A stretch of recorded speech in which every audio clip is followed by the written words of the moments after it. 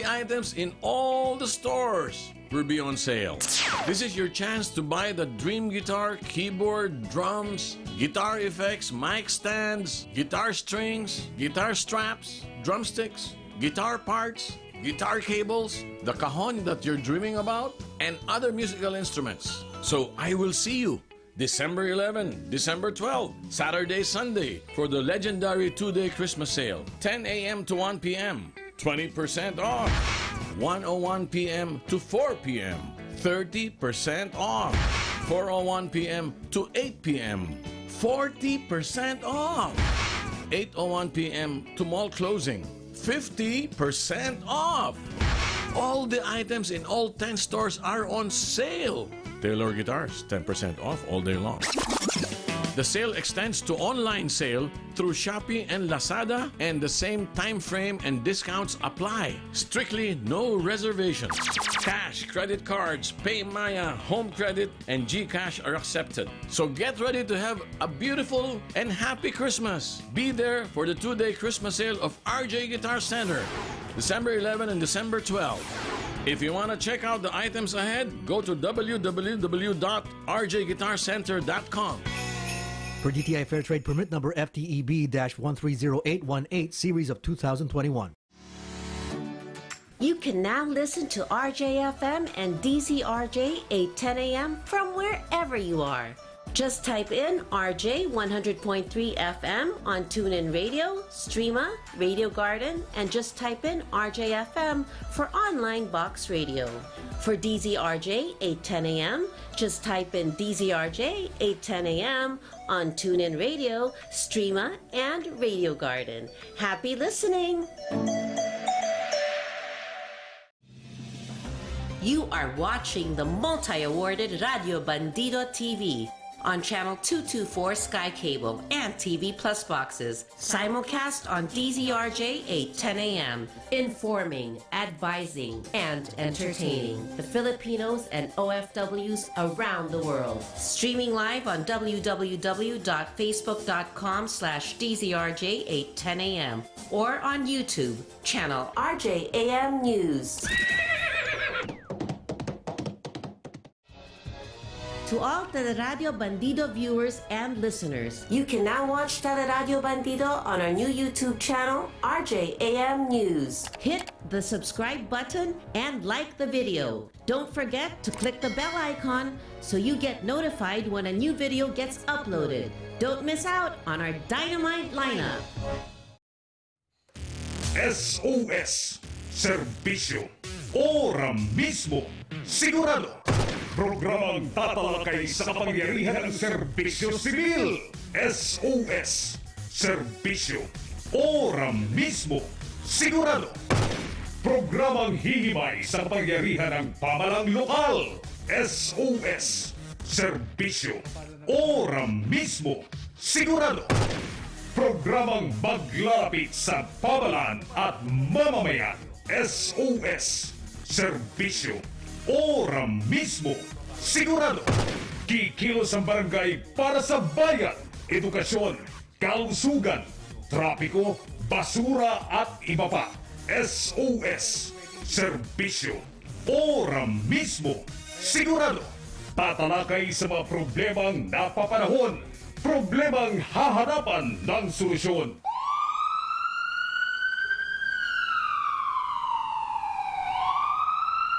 At ngayon, ang inyong mga lingkod, De Leon Gomez, SOS, Serbisyo, Ora-Mismo, Sigurado. This program is supported by the National Kidney and Transplant Institute, the Philippine Red Cross, Parenting Foundation, and the Metro Manila Council.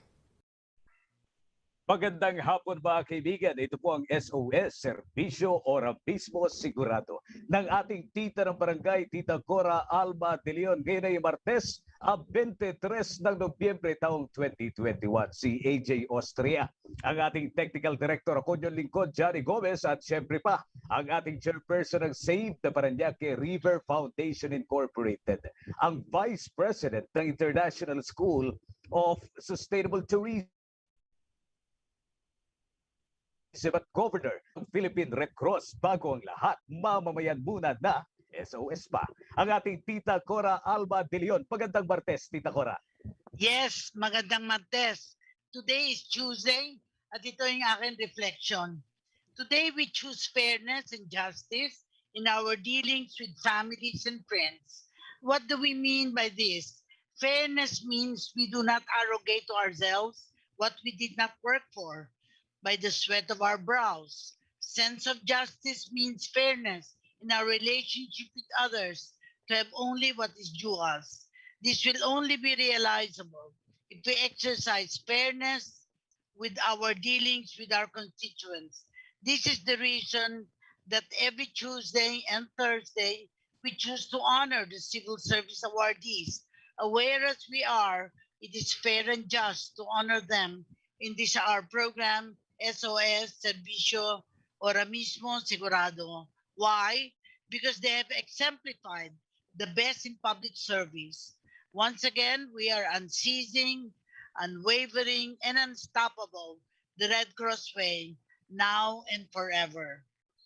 Maraming salamat at tamang-tama, nandito na yung mga awardees natin, Johnny. At parang color-coded tayo, green. Kaya nga Green, green grass of hope yan. Green grass of hope. Pag-asa, pag-asa.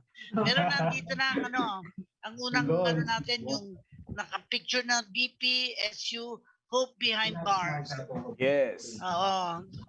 Group yata ito, no? Group awardee ng Likod Bayan. So Johnny, I want you to introduce them and I'll take care of the second group.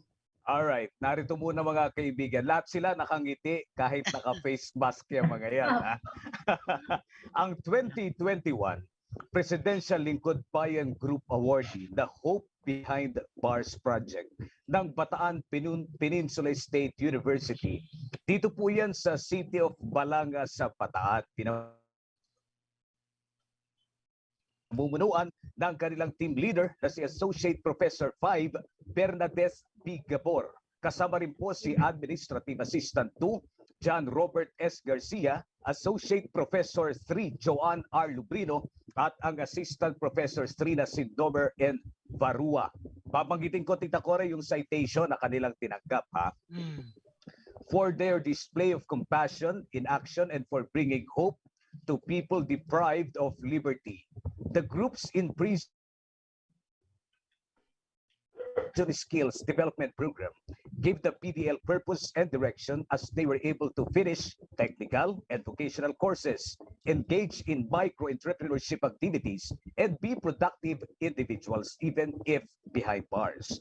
The project's impact extends to life after jail as it has helped PDL gain self-confidence and boosted self-esteem as some of Hope's beneficiaries have landed decent jobs locally and abroad. The program's viability has prompted the Bureau of Jail Management and Penology to replicate it in other jail facilities. Talaga naman napakasarap pa basahin at pakinggan, Tita Cora, ng kanilang citation. Oo. At alam mo, nag-resonate sa akin kasi nag-volunteer din ako ng chairman ako ng civil service sa Correctional Institution for Women. Pero ito kaiba kasi ito yung nakakulong pa pero hindi pa, wala pang kaso. Na pinag-aaralan pa kasi they're called People Deprived of Liberty or PDL. Yes. Kaya magandang itong pagkakataon. Pero siguro dahil obvious, apat ba sila? Apat sila, Tita Cora. Oo, apat. And isa lang lalaki, si John. Si Bernadette Gabor. Related ba kayo sa asawa ni Mina Gabor? Gabor is from Cagayan de Oro. Anyway, mamaya tatanungin natin. Pero unang-una, congratulations muna sa inyong pagkapanalo sa 2021 search for outstanding government workers. Ano naging pakiramdam ninyo na magawaran kayo ng Presidential Lingkod Bayan Award? At na-awardan kayo actually this month, di ba? Nagkaroon ng seremonya. Anong damdamin nyo? Siguro lahat kayo magsasalita. Una-muna si Bernadette Gabor as team leader. Go ahead. Okay, una po sa lahat, good afternoon po. So ako po, dahil ako po ang team leader at ako po yung kauna-unahang naka-receive po ng letter from the Civil Service Commission, talagang naiyak po ako at nanginig. Dahil talagang hindi ko po inaasahan na yung pong aming serbisyo ay mare-recognize po ng Civil Service Commission. Dahil talagang kami po ay nag-service lang po na bukal po sa aming kalooban at wala pong hinihintay na anumang kapalit. Talagang yung saya at yung po talagang luha ay dire-diretso po. Nagsimula po ng alas 6 hanggang hapon na po yan, talagang iyak na iyak. Ang sarap po kasi sa feeling na nakilala po yung project. Yeah. Pakinggan naman natin si John. John Robert S. Garcia, parang pangalan ng artista. John Robert. Sige, go ahead. Good afternoon po. So yung naramdaman ko po that time, same feeling din po with Ma'am Gabor. Actually, nanginginig po yung kalamnan ko nung mabalitaan ko po yun. Until now po, medyo hindi pa rin po makapaniwala na na-attain po namin yung ganitong uri po ng award. Okay. So, naramdaman mo physically, ha? Ngayon, si Joanne R. Lobrino, Associate Professor 3. Mapagpalang hapon po sa lahat. So, ang naramdaman po talaga nung nabalitaan po ang maganda pong balita, habang kumakain po ng almusal, natulo na po talaga yung luha sa sobrang pong kagalakan dahil po dun sa natamo po naming karangalan na ang pagtulong talaga ng hinihintay na kapalit ay talaga naman pong maglilid po ng magandang karangalan po para po sa grupo at pati na din po sa universidad. Ang susunod naman ay Assistant Professor 3, Nomer N. Barua. Hello po. Yes po, magandang hapon po, Ma'am Corazon and Sir Johnny. Baka maiyak tayo. Sobrang saya po, Ma'am Corazon and Ma'am Johnny. Kasi, Sir Johnny, kasi po, kasama po kami nila, Ma'am, since day 0 and 11th year po ngayon ng project. Tapos, ang feeling namin, Sir, Ma'am, yung 10 years of service sa kanila namin, wala lang, we're just doing things part ng, targeting po yung mga programa po natin, ma-hit po natin yung mga targets, etc. Hindi po namin alam na we're doing something po pala na very relevant and very deserving of recognition. So parang, nung nakuha po yung recognition, we were very happy kasi parang it was a validation po ng hard work and na public service po pala talaga yung ginagawa namin. Kasi nag-enjoy lang po kami na nagpupunta po sa jail, sila Ma'am Pulalo, sila po talaga yung direktang mga trainers po sa program. Sobrang nakakataba po ng puso and sabi namin nung nakuha po yung award, 10 years na po kami pero we're just getting started. Yung feeling po na para nagisimula pa lang po ulit yung project. Kaya looking forward po kami for more years of development work dyan po sa ating mga jail partners po. Kaya sa mga nanonood, nakikinig sa atin, kahanga-hanga talaga ang Hope Behind Bars project dahil ito ay sinimulan sa Bataan Peninsula State University, City of Balanga. Bakit ko mine-mention ito? One would wonder, bakit ang state university like Bataan Peninsula would be interested and carry out for the past 10 years? Talagang kahanga-hanga. Kasi very often, yung mga nakakulong, wala nga nang pumapansin sa kanila kasi sasabihin nga, nagkasala sila eh. We become judgmental. And this is the feeling I had when we were also volunteering sa Correctional Institution for Women. Talagang kaawa-awa sila kasi pamilya nila nineglect na sila kasi mga galit. Bakit sila napunta sa behind bars, no? Pero siguro, sinabi nyo na 10 years na ito, no? Pero siguro, what was its beginning? Paano nagsimula yung proyekto na ito? At dahil team leader si Bernadette, ang initial nga niya, BBG. Sakto pala, Bataan District. Pero Professor 5 siya, ha? Mataas na yung kanyang ranko dyan. Sige, paano nagsimula yung project na ito? Paano nabuo yung grupo ninyo? To begin with. So, good afternoon po ulit. No? Actually, the project po started in November 2010 po. Na ako lang po yung 2010. volunteer. Kasi I met po jail inspector residente po doon sa jail. And alam po niya na into community service po ako. Tinap po niya ako as trainer po para makapagtayo po sila ng livelihood livelihood program sa loob ng jail. Kasi that time po, wala pong source ng income yung mga inmates doon sa Bataan District Jail. So kami po dalawa yung nag-start ng project. Kaya lang, yung sustainability po kasi, hindi namin kayang i-sustain kasi po ang aming mga funding sources lang po that time, members ng family and friends. So what I did po is I talked to our university president, Dr. Delphine Magpantay that time, and yung vice president po namin noon sa BPSU, Dr. Gregorio Rodis, na amin pong presidente ngayon, na kung pwede pong i-adapt po ng BPSU ang Bataan District Jail para po masustain po yung project. Kasi during the time na we started the bakery sa jail, noong pong November, nakita po namin na may impact. Nakita po namin na talagang malaki po ang may tutulong sa mga inmates dahil po kumikita na po sila sa pamamagitan po ng pagbebenta ng betcho-betcho at ng mga tinapay po na pinuproduce namin. So luckily at sa tulong po ng Panginoon, pumayag po ang ating mga presidente na i-adapt po ang Bataan District Jail. So dahil hindi ko naman po kayang i-sustain mag-isa, kailangan ko pong kumuha ng mga experts sa iba't ibang field po na base po sa resulta ng needs assessment na ginawa namin sa jail. So kaya po, kinausap po natin yung mga experts po sa iba't ibang larangan or qualification po para sila po yung mag-volunteer. From 1 po, kami po ngayon ay nasa 50.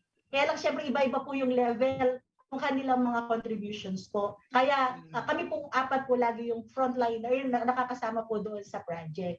So from day 0 hanggang sa year 11 po, kami po yung magkakasama doon sa project po na yun. And nakakatuwa po from Bataan District Jail alone, meron na po tayong 22 adapted jail sa buong Region 3 po.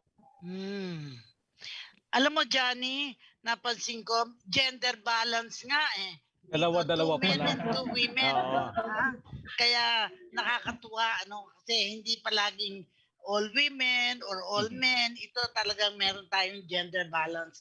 Pero alam mo, ayon sa inyong citation na binasa ni Johnny, binigyan nyo ng panibagong pag-asa ang mga PDL or persons deprived of liberty dahil sa inyong skill development program. Siguro ikwento nyo how it started at anong mga skills ang naituro dyan. Kasi ang skills talaga, kasanayan, kagalingan sa isang bagay na pwedeng gamitin pang hanap buhay. So, gusto kong malaman ano-ano yung mga skill na dinevelop nyo dito sa hope behind bars nito. Kasi ang hope nanggaling din sa pagbibigay sa kanila ng skills. Go ahead, sino magpapaliwanag? Pwede kayo mag-jack employ. Ano yung mga skills? Ikaw na, sige. Bali po yung mga skills po na pinasok po namin or tinuturo po sa mga jails ay yung mga skills trainings po na meron pong national assessment po sa TESDA. Wherein kapag po nakapasok sila sa national assessment, makakatanggap po sila ng national certificate or NC2 na kung saan po ay magagamit po nila for their eventual integration po sa society sa paghahanap po ng trabaho locally or abroad po. Sample ng katulad po yung mga skills training po na may mga national assessment po is yung mga housekeeping NC2, food and beverage services NC2, food processing NC2, bread and pastry production NC2. Meron din po kaming automotive NC1, tsaka po SMAW NC1.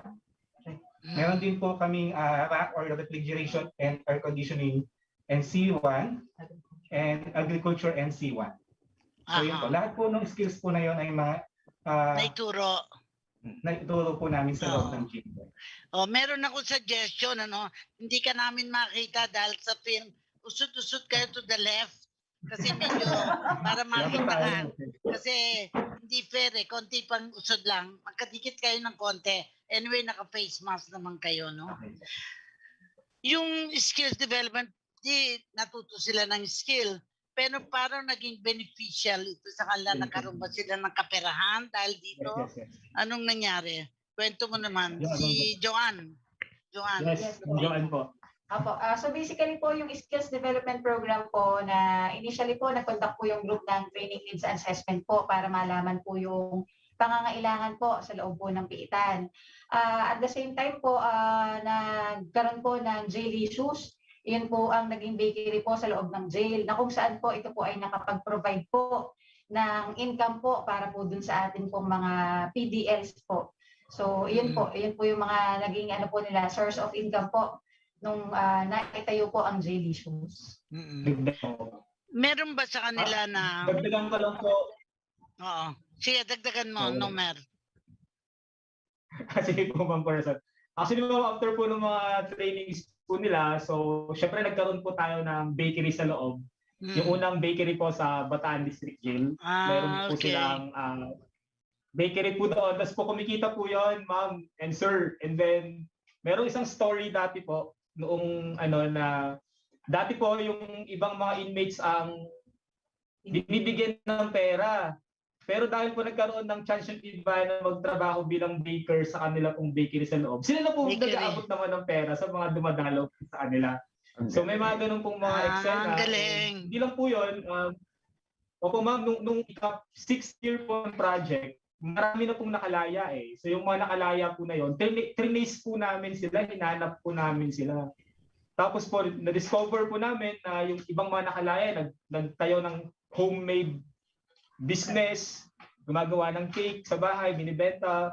Yung iba naman po nakapag-abroad, nakapagtrabaho sa hotel. May mga ganun pong mga kwento nung yung mga na-trace po namin. Actually po, around 40 to 50% of them po ay nakakuha po talaga ng trabaho na may kinalaman doon sa skills na naturo po sa kanila. Kaya po talagang yung ang po, nagturo, mga katulad nyo, mga taga-Bataan Peninsula State University.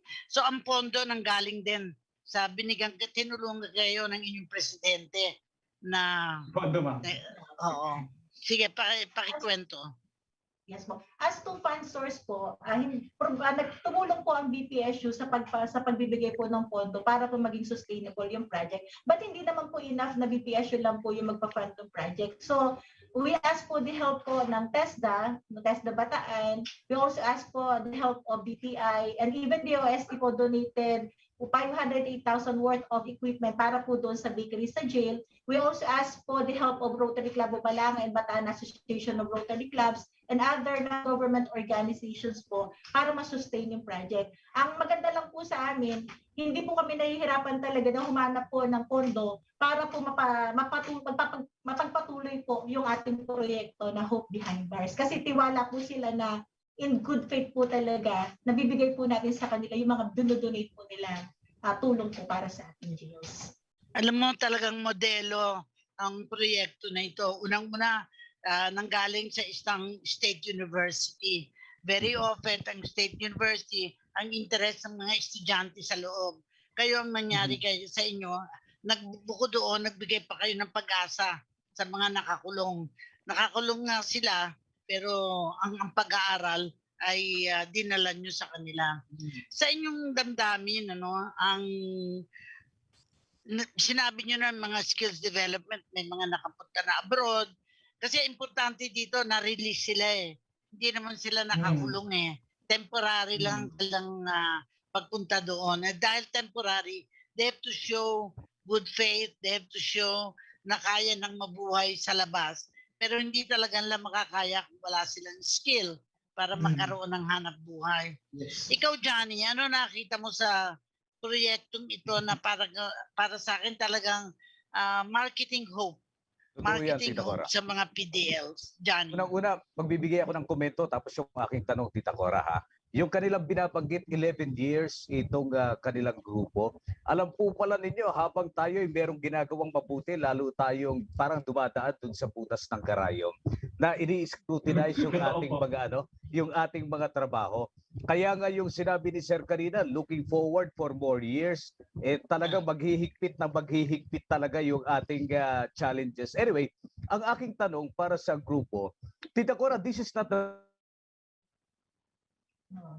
first time na meron tayong narinig na grupo na nagpupunta sa mga jail management para bigyan ng dignidad yung ating mga PDL. Pero ang aking tanong, ano po yung kakaiba sa inyong grupo? At kayo yung nagawaran, I'm sure, pretty sure na karapat-dapat na tumanggap nitong award na ito. What makes you different dito po sa ibang grupo na nagpupunta rin sa mga kulungan natin?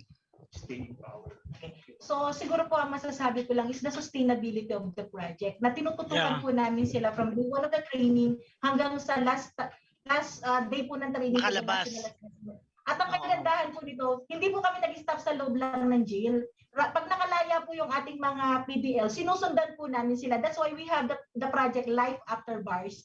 Na pwede po, hinahanap po namin sila, we have a scholarship na open, in-invite po namin sila na umattend po ng mga scholarship po. Same thing, lahat po ng mga may trabaho na, kasama po ng grupo ng Life After Bars at sila naman po ang tumutulong sa lahat po ng nandoon sa loob ng jail. Kaya po nung pandemic, meron po kami na buong Project Aruga na kung saan yung mga PPEs na kailangan po ng PDLs, vitamins po and any other needs po nila sa loob ng jail, nabibigyan po namin sila through the members of Life After Bars na yun po yung mga nakalaya na at meron pong trabaho, na nakuha ng trabaho because of the training na inatenan po nila sa BPSU Hope Behind Bars project. Oh, so parang lumalabas from beginning to end, di ba? Kasi very often, ang nangyayari, teach them skills, bahala na sila afterwards. So you didn't. Ang tawag sa inyo, shepherds. Parang mga ano sila, upa, na sinyepherd nyo to a better life and talagang kahanga-hanga. And I suppose that's the reason why you were able to receive the award.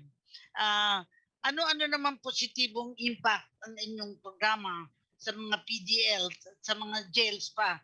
Kasi I understand sa iba pang jail sa region, meron din nangyayari din ngayon, ano? So of course, hindi sila katulad yung naka-receive ng award. So umaasa pa sila na darating ang panahon. Pero sa inyo, it took really a long time, 10 years, bago talagang na-recognize yung kagalingan ninyo, no? So, ano pa yung nakita yung impact ng inyong programa sa PDLs na dapat maging example o maging huwaran ng mga ibang universidad for that matter sa kanilang mga probinsya? Anong inyong message sa kanila, sa mga nagtatrabaho sa mga universidad? Kasi we have many universities all over and they have not done as well as you did sa Home Behind Bars. Nung unti-unti na pong na-establish po yung sa Hope Behind Bars project po, eventually po may mga universities. Anong message ninyo? Po ng letter po. Message po namin. Hintay lang tayo dahil okay po. So, ang mensahe po namin para po sa iba pa pong mga university po all over the Philippines na sana po ay gampanan po natin ang pagiging pong huwaran bilang po maging lingkod bayan po. So kung ano man po ang atin pong sinusumpaan tuwing Monday po during the virtual flag raising ceremony po sa ngayon, nawa po ayun po ay atin pong isa-isip at isa-buhay para po maging modelo po sa atin pa pong mga lingkod bayan. Ayan. Tita Cora, naka-mute po kayo. Paki-unmute po ninyo yung inyong microphone. Okay. Yan. Miski sa kasuotan ninyo, no? Ang green is hope. Ang yellow is the color of sunshine. In a sense, you are giving sunshine to your hope project. Kaya ang sa amin ni Johnny ay pagbati sa inyo. And kung maayos-ayos na yung ating katayuan, sana mabisita namin kayo sa inyong Bataan Peninsula State University. I've been there to Balanga, nagka-training program kami doon, pero looking forward tayo na mabisita natin ang mga awardees na ito, di ba? So maraming salamat. Welcome. Sabihin mo na, Johnny, ulitin mo yung mga pangalan nila para wag makalimutan ng mga nanood na kinig sa atin. Go ahead. Ito mga kaibigan, yung ating 2021 Presidential Lingkod Bayan Group Awardee, ang Hope Behind and Pars Project. Pinamumunuan po ni Associate Professor 5 Bernadette B. Gabor, nakadalang team leader, Administrative Assistant 2 John Robert S. Garcia, Associate Professor 3 Joan R. Lubrino, at si Assistant Professor 3 Nomer N. Farua. Ayan, congratulations at salamat Thank po you ng po. maigi sa inyong Salamat sa pagsama sa inyo. palatuntunan. Salamat po. Thank you very much. All right, thank you. We are now ready to interview the 2021 CSC Pag-asa awardee. Andiyan na sila? Ano na nga natin, ipasok na natin, Sir AJ. Ayan. Connecting na to the audio. Connecting Tourism to naman audio, ito. Tita Cora. Yes. Yes. Si Carmel. Eto na, si Sir Carmel, naririnig ko na. Ay, si Ma'am pala ito. Ma'am Carmel. Oh. Sorry Akala mo naman. akala mo kasi Carmelo, hindi Carmel. Wala yung Sorry naman. Ayan. Babasahin ko naman ang kanilang award, 2021 CSC Pag-asa awardee, Carmel Bonifacio Garcia, Supervising Tourism Operations Officer, Provincial Government of Catanduanes, Birac, Catanduanes. Okay? Ang citation for noble and creative ideas that help boost the tourism industry of Catanduanes. She collaborated with different government agencies to improve access to tourist attractions, increase the number of accredited accommodations, and develop water activities to make the island attractive to tourists.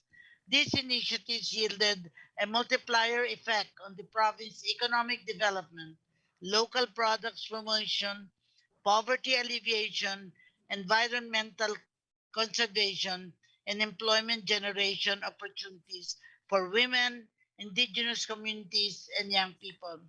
Binabasa na po namin ang citation para sa ating interview ay nakaka-focus tayo. Kasi marami tayong gustong malaman. Siyempre, kailangan limited lang ang time natin, 30 minutes, kaya kailangan lubos-lubusin na natin ang interview. At ang interview natin ay si Carmel Bonifacio Garcia. Unang-una, congratulations sa inyong pagkapanalo sa 2021 search for outstanding government workers at ang inyong natanggap ay ang CSC Pag-asa Award. Ano naging pakiramdam mo nang magawaran kayo ng CSC Pag-asa Award? Go ahead, Carmel. Yes, magandang hapon po. Siyempre po, nung malaman natin na tayo ay nanalo sa 2021 Search for Outstanding Government Workers, sobrang saya po. Very much fulfilling. It's a great feeling of gratitude.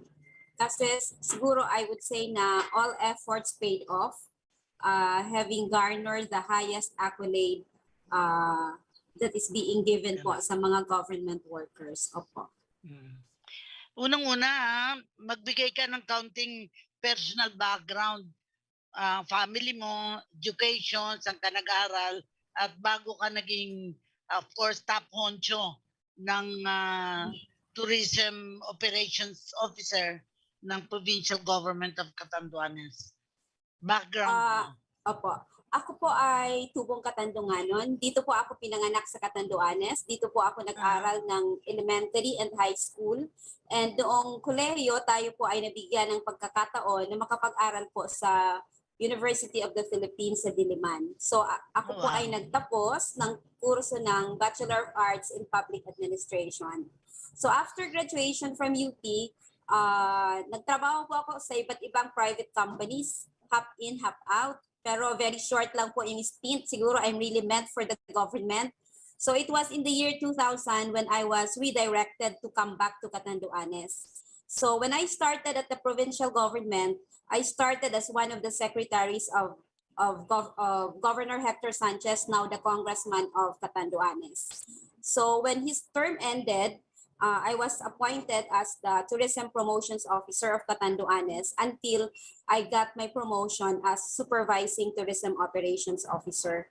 So medyo matagal din po yung promotion ko, and I think even up to now, the greatest challenge po that I'm facing is that I'm the sole plantilla position manning the tourism office.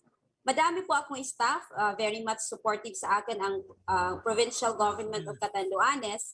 But then all under me are under job order basis. So yun po yung perennial talaga na challenge. Every time there's a change in governance, kasi alam naman po natin yung dynamics ng local government, every 3 years there's an election. So there's a change in the leadership, change ng governor. So I really have to haggle for them to stay or to retain yung staff ko po, whom I have already trained through the years. So, yun po yung konting backgrounder. Yeah. Alam mo, first of all, I'm so happy to meet somebody who graduated sa UP. Kasi ang inyong pong lingkod ay nag-aral din sa Universidad ng Pilipinas. At palagi kong kinukwento, nung kinamayan ko yung Social Welfare Administrator, sabi ko, someday I will be the Secretary of Social Welfare. Ganong katindi ang aking vision at nangyari naman. Kaya kinukwento ko ito para maging yun din ang maging paraan para kasi kung iniisip mo gagawin mo at pwedeng may mangyari sa buhay mo. Ngayon ayon sa citation, dahil sa pagpupursige mo na lumago ang tourism industry at dahil doon lumago ang ekonomiya ng inyong probinsya, siguro ikwento mo yung kung ano kasi very often ang Catanduanes associated sa disaster. Di ba? Yes po. Yung pero I think peaceful naman. Wala naman yata kayong mga NPA dyan eh. Hindi katulad sa ibang lugar. Medyo ano. Yes, and it is really a tourism target. Talagang maganda ang lugar. I've been there very briefly. Yes. Pero ano ngayon ang mga hakbang ninyo para maraming turista? Kasi may aeroplano nang nagpupunta sa inyo, di ba? Opo. We have a direct flight from Manila po. Manila to Virac. Virac is the capital town. Siguro magkwento lang po ako when I started as tourism officer. Kasi I think I'm the first plantilla position na tourism related sa provincial government of Catanduanes. So when I started from scratch. Wala pong database, so I have to start from profiling, inventory of the tourism attractions in Catanduanes, and I have to do a lot of advocacies. So when I started with ACT, advocacy campaign towards tourism. So lahat po yan, sinusuyod ko yung mga munisipyo ng Catanduanes, kinakausap ko yung mga mayors na maging priority din nila yung maging agenda nila yung tourism for it to be a part of their development agenda. So ginagawa ko po yun every time after the election kasi nagbabago yung players eh. Yes, sa local governance. So I always start with that. And then fast forward, syempre, nasuyod ko na yung buong probinsya, nagkaroon ng mga community organizing and community mobilization wherein na-organize natin yung mga community-based tourism organization. So sila po yung mga grupo ng mga komunidad na namamahala po sa mga tourism sites sa iba't ibang munisipyo ng Catanduanes. So from then, nung meron na tayong mga sites na pwede na nating i-promote, nag-umpisa na tayong sa marketing and promotion. Nag-umpisa tayo, nag-invite tayo ng mga writers sa print media. We maximize the quad media, print, TV, radio, and now the social media. So lumabas po kami, madaming travel shows sa TV, na feature po yung Catanduanes. Kumbaga nag-ingay, and then later on, pumasok po yung turista, na-enhance yung transportation sector. Meron ng mga direct flights coming from Manila. In fact, there was a time na meron po kaming direct flight coming from Clark, which was serviced by Philippine Airlines. And then later on, nagkaroon yung national government ng massive project ng itong Tourism Road Infrastructure Program. So dito po pumasok yung na-in-place namin yung accessibility ng mga tourism attractions. So, of course, hindi lang po ako ang gumawa nito. I collaborated with the top leaders ng province, and of course, the key government agencies. Nandiyan po yung DPWH natin, yung Department of Tourism. So ito po yung, kumbaga, collaboration is the key. So hindi ko po yan sinolo. Talagang I collaborated and I work with other government agencies. So for today, hindi ko naman po sinasabi na isa na kaming tourism destination. It's an evolving industry, madami pa po kaming kailangan gawin. But then, at least, looking back, and then seeing Catanduanes today, I think it has moved a little bit forward already. Yeah. I am currently, together with Mina Gabor, the Vice President of the International School for Sustainable Tourism. So ang gusto natin makarating sa probinsya ninyo para makita natin kasi meron tayong farm tourism, meron tayong urban tourism, and I think very important, ako din as Governor of Philippine Red Cross, mahalaga din na yung mga inyong facilities, mga hotels, meron din training ng lifeguarding, etc. no? Very important 'yon, no. Pero ngayon, alam ko ang Catanduanes is not exactly mayaman. Sabihin, marami pa ring mahirap diyan, ano. So ano yung nakita mong paano matutulungan natin ang mga kababayan diyan sa Catanduanes in the area of tourism? Kasi hanap buhay kasi ang tourism eh. So anong pwedeng ginagawa na ninyo at gusto nyo pang gawin para tumaas ang antas ng turismo? Opo, siguro ililink ko po muna siya sa pandemic. Kasi yung 2020, I have always seen 2020 as the banner year for tourism in Catanduanes. Momentum na sana namin yun eh. Opo, momentum after all the efforts that we did for the last 10 years or more. I think 2020 was the banner year. Nafe-feel ko po yun, yung vibes ko talaga. But then, the pandemic hit us. So, we did not stop. The tourism did not stop. In fact, nagkaroon po kami ng programa which is Tabang Turismo. Tabang means help or assistance. So I collaborated with private agencies like the Philippine Travel Agencies Association. Madami po tayong friends in the tourism industry na nagbigay po ng immediate relief sa ating mga community-based or community-based tourism stakeholders. So without any cost to the provincial government, nakapagbigay po kami ng mga immediate na assistance sa mga ating stakeholders. And then later on, di ba po ma'am, nagkaroon ng programa yung Department of Labor and Employment na yung camp. Camp. And then, yes, Tupad is also part of it. We are working on Tupad today. So, sila po yung mga tourism stakeholders natin, naging beneficiary din po ng camp. And right now, we are working on the Tupad project. So, since wala naman po talaga kaming pondo, so what I do is I link with other agencies. Opo.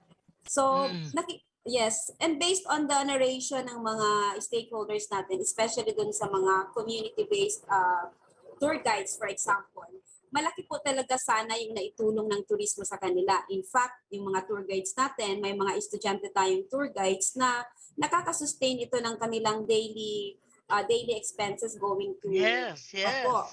Kaya lang, siyempre, tumigil because yun nga, walang yung tourist. Pandemic, walang tourist. And at the same time, ma'am, di ba, nung November 2020, tinamaan kami ng napakalakas na bagyo, which is Typhoon Rolly.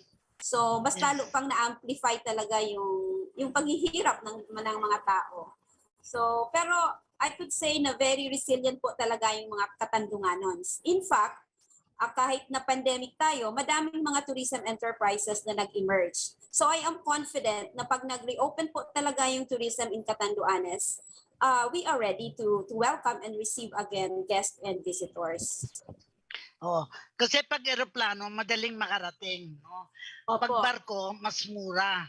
Pero siguro yung pag barko, dapat kasama na yun sa tourism package. Kasi yung mga dadaanan na lugar, maganda kasi I am a tourist buff. Ibig sabihin, when I go to a place, di ba, you don't just look at the buildings, you look at the people. Are the people happy? Kaya tuwan-tuwa ako noon sa Romblon, na pag-arrive mo sa airport noong araw, mga senior citizen tumutugtog, meron dalya, may music na. Yes. So sabi ko, welcome magaling, reception. Kaya sa reception, whether student, daycare, maging active na makita ng musical endeavors ng Catanduanes. Kasi tourism to me is a very important element. In fact, ang aming chairman ng Red Cross, si Chairman Gordon, siya ang nag-introduce ng Wow Philippines. At hanggang ngayon naman, marami pa tayong mga wow wow sa Catanduanes. Siguro mention mo na lang ano yung mga dapat malaman ng mga tao na wow sa Catanduanes na maring hindi nila alam Opo. pero dapat mapuntahan nila. Mga lugar na sa palagay mo yes po. hindi masyadong alam pero go ahead. Yes po, ang pioneer tourism product po talaga ng Catanduanes. Ito yung pinakaunang tourism site or tourism attraction na minarket po namin is surfing. We used to host surfing, yes. International surfing competition. Kasi po sa surfing circuit, Catanduanes has the most powerful waves. So normally, pag may mga surfing circuit buong Pilipinas, nag-start tayo sa, like for example, sa Siargao, sa G1 Samar, sa Camarines Norte, sa Sorsogon, ang last leg po talaga is Catanduanes. So we've got to have the most, the professional surfers dito po yan sa amin. So in the past years, may mga surfing competitions po tayo, but medyo natigil lang po. Pero itutuloy po natin yon. And then, of course, Catanduanes, most of the tourism sites are ecotourism, nature-based. So, yan po yung mga Instagrammable na pictures, Instagrammable na mga sites na usong-uso ngayon, yung mga, at the moment, na mga selfie and groupie, sobrang dami po namin ng mga sites na ganun. And then, siguro, I would also say, yung in terms of food, I would say sa tanongin ko kasunod food.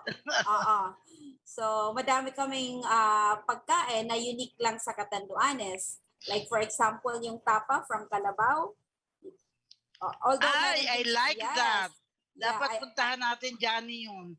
Dapat kasi ang pinaliwanag na Philippine Carabao, yun daw tapa ng Calabao, mas malambot pa sa baka. So, dahil lalo na kung di ginagamit sa farming, ang kalabaw, talagang napakalambot daw. Kailangan matikman natin yung sa Catanduanes, yung tapang kalabaw. Yes. Sabi malambot saksakan daw ng lambot. Kayo, ma'am. Yes. Oo. At saka iba po talaga yung lasa niya. And of course, latik. So, yung latik po, in other areas, I think tawag po isuman. Oo. So, iba po yung sauce namin. So, iba po talaga siya. And of course, ma'am, yung number one product namin is abaca. Kasi we are positioning as the abaca capital in the world, if not only in the Philippines. Opo. So, in terms of, we supply the highest number of abaca fiber in terms of, production in terms of abaca fiber. So, ang number one source po talaga is Catanduanes. Well, talagang kahanga-hanga ka, no? Kasi alam na alam mo lahat about your Catanduanes, and I think sa tourism yun talaga ang dapat And I was happy you mentioned about also guiding, kasi sa aking palagay upon arrival sa airport meron ng mga guides na where they want to go, they can just contact, may mga hotlines na pwedeng kontakin para internationally alam na alam. And then camps, siguro dapat family camps, mag-develop ng mga lugar na pwedeng whole families can have tents. Meron kayong malalaking tents na pwedeng whole families. Yan po talaga yung glamping. We call that glamping.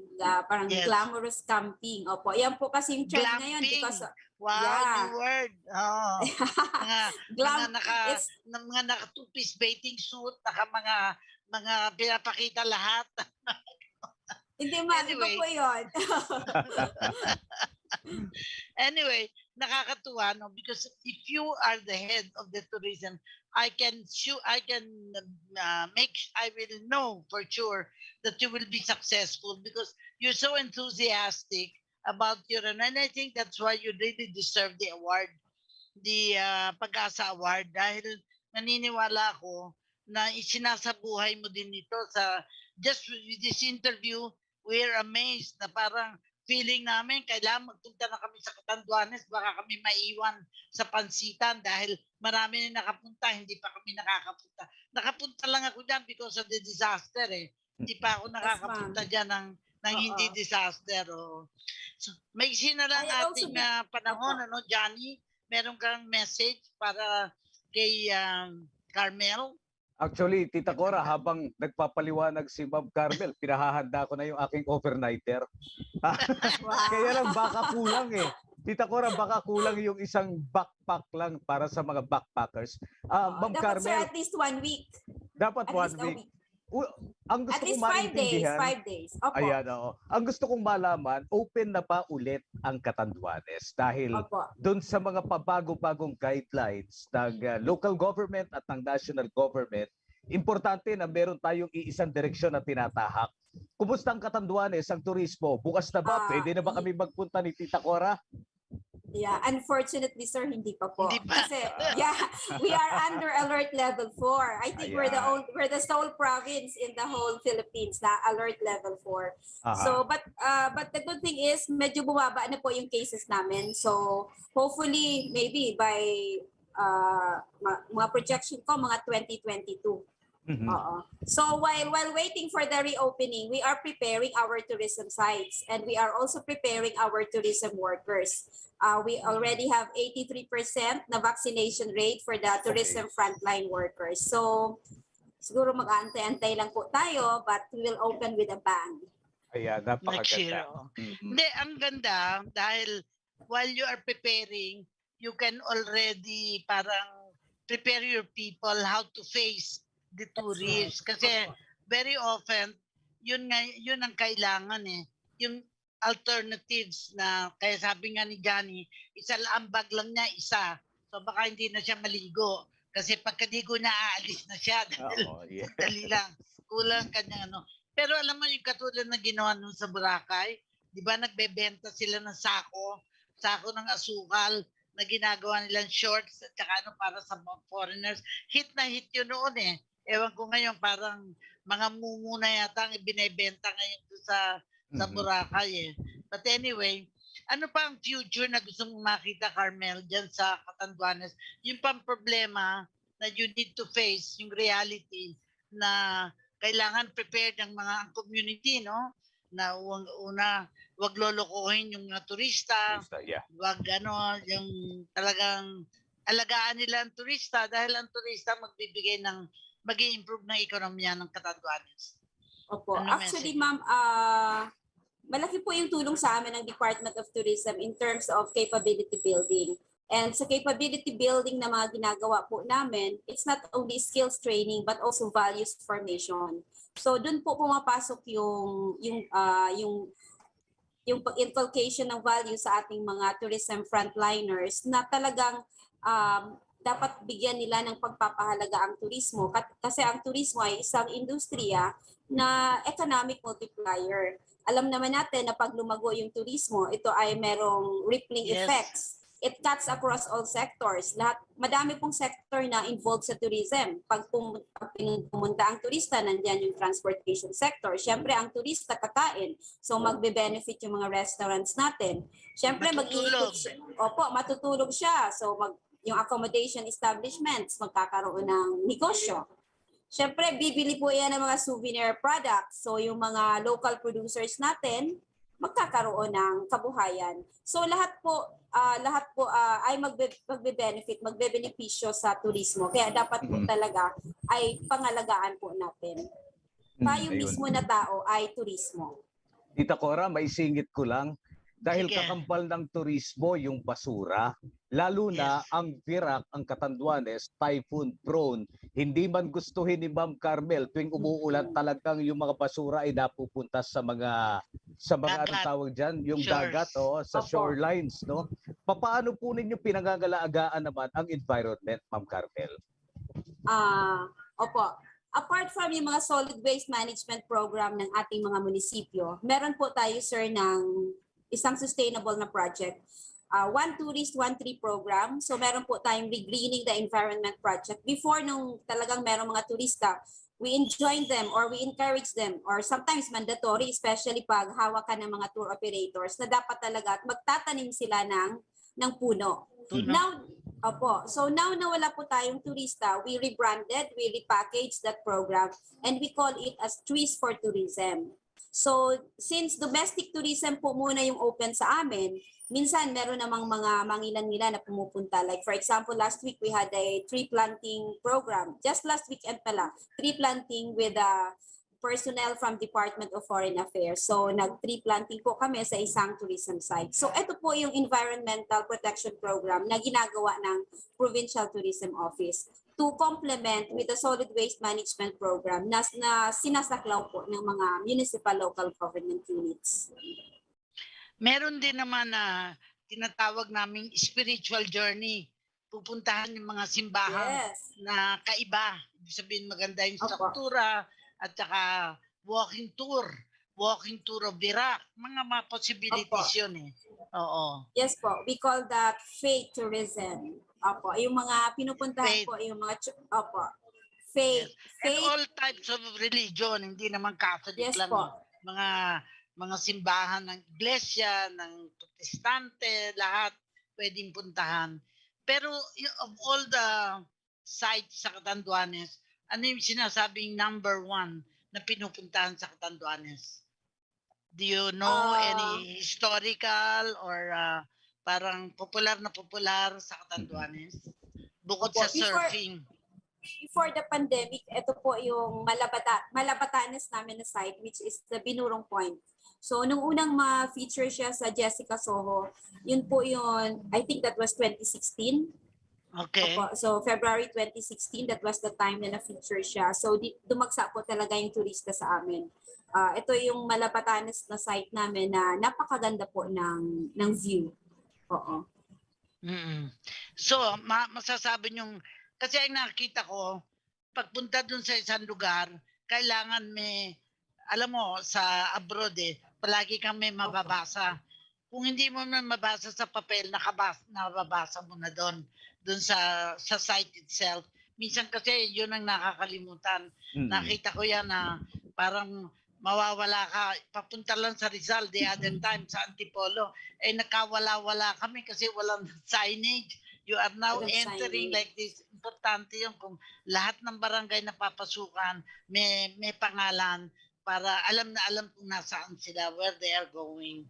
Anyway, anong final message mo sa mga nagtatabaho sa gobyerno, sa Catanduanes, at ano naging meaning sa'yo, kahalagan sa'yo ng award na tinanggap ninyo? Siguro, for me po, siguro it's something that will boost my dedication, although nandiyan na talaga yung dedication ko for my craft, pero I think it motivates me more na talagang to excel more and to go an extra mile even more. And yun din po yung mensahe ko sa kapwa ko nagtatrabaho sa gobyerno or lingkod bayani, na talagang ibigay natin yung the best that we could give to our services. Kumbaga, hindi pwede ang pwede na. Dapat talaga yung the best. Oo. So yun po yung mensahe ko, ma'am. Ang galing, ano? Ito naman yung poem ni Rabindranath Tagore na binabasa ko para sa ating mga guests na mga public servants. Ang sabi niya, where the mind is without fear and head held high, where the world has not been broken to fragments by narrow domestic walls, where tireless striving stretch their arms toward perfection, where the mind is led forward to thee into ever-widening thought and action, into that heaven of freedom, my Father, let my country awake. Sa kasalukuyan, masasabi ko na ginising mo ang bayan natin to know about Catanduanes, and you're the best ambassador, I think, for Catanduanes sa mga pinaliwanag mo, dahil alam na alam mo kung ano yung nangyayari sa Catanduanes, ano pa yung pwedeng mangyari sa Catanduanes. Kaya saludo kami sa iyo at sa na masasabi ko na napakaganda ng araw na ito, Tuesday, dahil nakita natin kung ano nangyayari sa Catanduanes, which otherwise would not know if we didn't have you as your guest, as our guest. Johnny, may message ka din? Ayo, Tita Cora, looking forward sa Katandungan Festival. October yan, sabi ni Ma'am Carmel, 2022. Next year. Baka okay na, ha? Sir, yes. But before the Katandungan, we have Abaca Festival in the market. May Abaca pa. Opo. Looking forward po ako. Baka masyado pa maaga, May. May. Baka mga October na lang. Yeah, opo. Alright, anyway, congratulations, Ma'am Carmel. Thank you po. Thank you. Thank you very much. And pwede nyo itong Na mapapanood ito, Johnny, no, sa DZRJ? O ngayon ang pinanood na nila? Yes, tayo po ay live, streaming live sa Facebook at sa YouTube. Yung mga hindi pa nakapanood, pwede po ninyong balikan yung replay, ha? Para po magkaroon tayo ng dagdag na kakalaman kung anong meron at pwedeng i-offer ng Catanduanes. Tita Cora, final words muna. Ang final words ko, talagang magagawa natin lahat ng bagay kundi tayo nag-iisa. Wag kong, palagi ko sinasabi na hindi kasalanan maging mahirap. Sabi nila ang bayan natin mahirap. Higit na kasalanan ng hindi magsumikap. At ngayong hapon na ito, nakita natin si Carmel talagang nagsusumikap. Mag-isa lang siya na tourism officer. Pero napaganda niya at patuloy pa niyang pinapaganda ang turismo sa Catanduanes. Maraming salamat and wish you well. Mabuhay ka talaga. Thank you po. Thank you. It's my pleasure. All right. Mga kaibigan, nakasama po natin ang 2021 CSC Pag-asa Awardee, si Miss Carmel Bonifacio Garcia, Supervising Tourism Operations Officer ng Provincial Government of Catanduanes. Sa pangalan po ni Jamie Mata ng Civil Service Commission at sa pangalan ng ating chairperson ng Save the Paranaque River Foundation Incorporated, ang Vice President ng International School of Sustainable Tourism at Governor ng Philippine Red Cross, bago ang lahat, mamamayan muna na SOS pa. Ang ating tita Cora Alma de Leon, si AJ Austria, ang ating technical director. Ako yung lingkod, Johnny Gomez, pansamantala. Bye-bye. Bye-bye.